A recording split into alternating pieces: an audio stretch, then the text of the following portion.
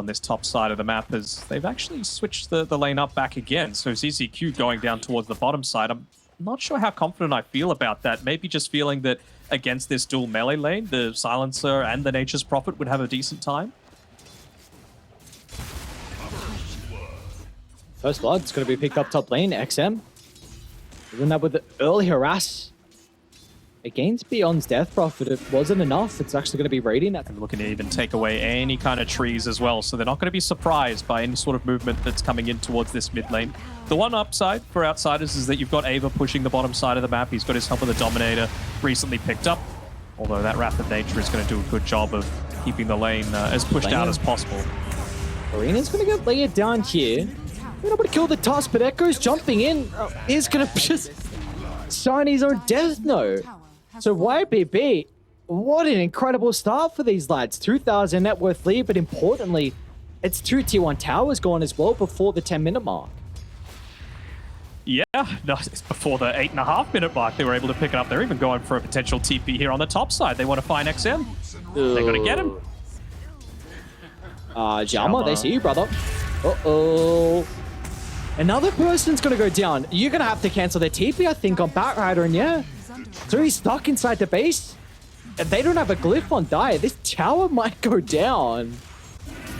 Probably more than might. I mean, they are a little bit slow to do stuff. Like the TA needs farm. The Batrider kind of ideally likes Boots of Travel and BKB. I know South America go for a little bit different item build. We see Whisperlek with the Boots of Bearing. And well, this kill should definitely help out Echoes being able to get a little bit more net worth.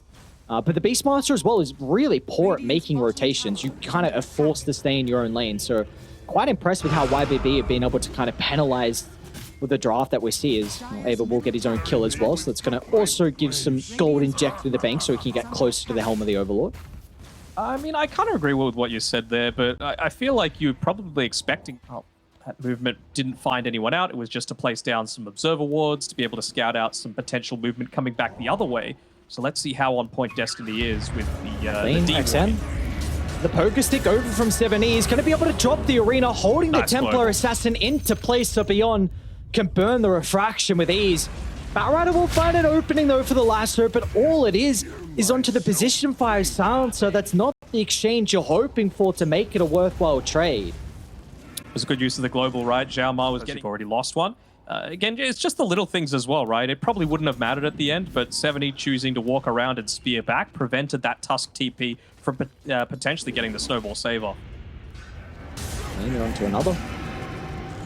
The Tusk's going to be in some trouble. Can he get the snowball off the delay? Not the case. Shard on the DP, man. Meanwhile, bottom lane, no Destiny. He's got his own shard as well. So he's going to be able to hold the Beastmaster into place. A Galacti onto all three, and even the Global Silence as well, to prevent the threat of maybe a lasso turnaround as they can jump over the tree line. They've got the ward to enable the Riki to close the distance. Down goes the Batrider. Yep, that'll be the case. Destiny, one more use of the Blink Strike to help secure the kill. And YBB, I mean, the net worth was starting to mellow out, but no, that... I'm going to use the glyph early on. I guess it's around the lasso, but again, like, without a BKB on the Batrider, you could just get sleeping darted, you could get... Well, they'll try. There's the start of the lasso, but the Global Silence going to try and protect Lou. With XM nearby, they should be able to deal with the first fight, but they all group up, so 7E can land the arena, and Beyond can charge into the middle with the Xism committed. Beyond has no fear in the world. They can look to clean up as XM trying to get closer towards the fountain. Do they have the damage to cut him down? They do not. XM will live to see another day, but all they got was the Ages. Yeah, they called it. Okay. I mean, I can understand why you're 12k behind this early in, and they're even going to fight XM after the GG call and before the throne actually explodes. This was demolition, man. Just was not expecting this to come out at all. That top lane death prop. I feel like there's going to be a lot of damage issues before that shard is picked up, and I'm concerned that YBB might get too many objectives beforehand. Yeah, I mean, even in this mid lane, right? Like, Kunker's not going to lose this lane, or he shouldn't, right? You just go a little bit more down, like, the multiple braces build, for example, and then Storm might be able to spam out a bunch of stuff into you, but it's not going to be killable for Kunker. And Well, this doesn't make things any better, does it? Broodmother going down, super got the siege creep hitting into it, and that leaves 7E the space to be able to move up towards this top side. You can tell who he wants. It's XM. He's making an absolute beeline for the rest of the laners, making sure not to reveal themselves too quickly, and yep, they're going to find it. No Gust leveled up just yet, so he's going to go down pretty easily. They still have the catapult? They do. Would you like to see 7E stick around top to maybe get some damage into the tower? I don't mind it, just because you've got Lu sitting in this mid lane, and of course Dawnbreaker is able to keep that bottom lane shoved out relatively well, so yeah, why not? Horan, oh, just connects 7E. Great placement. Was the beat down from the Treant Protector as well. With all this going on, YBB are making sure they get full usage out of the jungle for potential gank attempts, and yeah, I like that sort of strategy, although they might be able to run into Beyond up here. Echo has the haste rune available for himself, and no Primal Roar. It should be a dead Beastmaster, unless... Solar Guardian, maybe the turnaround. Destiny doesn't have the overgrowth to play with. They're going to try and at least bring outside down as well. So it'll be a 1-for-1 in the end. Honestly, Destiny getting a lot of these kills isn't the worst thing for YBB as well, right? Obviously. It maybe has to be the LSA to start. Beyond has the Roar and he's considering about stepping up. Outsiders for China, is this a fight you really want to take? Solar Guardian in combination with the Roar, they're going to hold XM directly into play for the overgrowth. Might be enough to keep XM alive, but look at the turnaround. Silence onto 3. The boys, they just don't have the damage just yet. Once again, Radiant, the ever so survivable cause, will stand strong and stand firm against the damage of Dire. Oh man, it didn't work out for them, but Xiaoma played that fight perfectly. Lands an amazing... Up in a better position, maybe hoping for that second point in the ball lightning to help out, but then we were already saying kind of the issues for Dire in regards to their damage. Well, good luck now going through a second life on Lu. Echoes, hang on, brother. This is really aggressive. XM's nearby to maybe get a return kill onto the Treant Protector, but you just lost your Storm for a measly old support. Mm-hmm. Do they feel strong enough to be able to put... Secondary zip. They just don't have he wants to just go... Echoes just wants his BKB as well, right? And recognizing how important it is for his survivability in some of the fights. Still get roared though. That's the downside. All right, there we go. There's a Lagoon on 7E. Finally!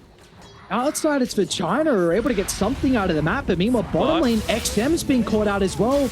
The Tink Award, beautifully done from the supports of YBB. They've seen so far how the Drow Ranger has been attempting to play this game with the multi-shots in the tree. Buildings are falling pretty goddamn fast. They need a way to respond to this, and maybe the Vortex to set up for XM.